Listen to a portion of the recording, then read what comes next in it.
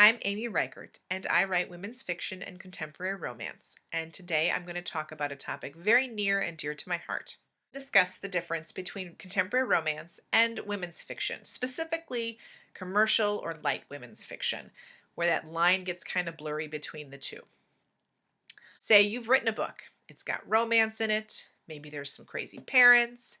Maybe there's a kooky boss or two. And your book is going to make readers laugh.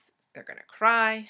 And perhaps you've even spent hours combing the internet for pictures of Chris Evans because he looks totally like your hero and you need to have pictures all over your room. I like to think of women's fiction as a giant category, kind of like a food group, where you have all sorts of different kinds like historical and literary, romance, erotica, suspense, paranormal.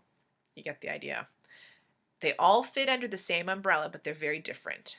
So just like a banana is not like a kiwi, the same goes for women's fiction. Pope Joan is nothing like something borrowed, though they're both discussing the women's story.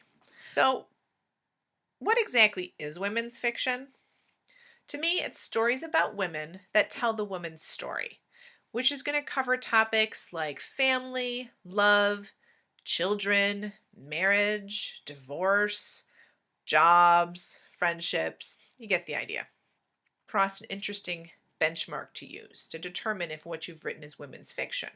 And if you can replace your main female character with a man and it doesn't fundamentally change the story, then it's not women's fiction. So for example, I would argue that you could replace Katniss in the Hunger Games with a man and it would probably be mostly the same story. You're still dealing with a gruesome government, a horrible game situation.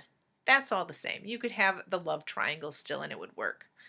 However, if you took a book like The Hindi Bindi Club and you replaced the main characters with men, it wouldn't be the same experience of American Indian women and their relationships with their mothers.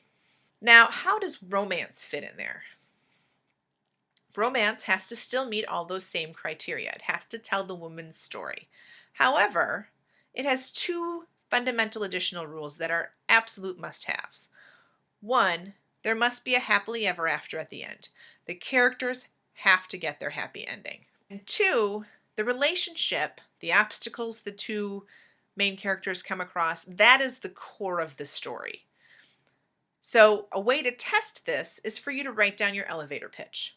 If your elevator pitch focuses on that core relationship, then it is, and the romance portion of it, then it's a romance. So it's all about will they or won't they? Are they going to get together? And of course they do. It's a romance.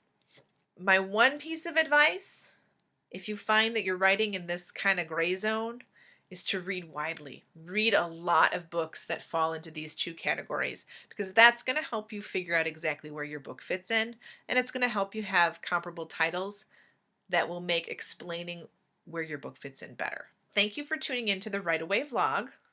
I hope you come back and check out some more or go check out the wonderful ones that have already been out there.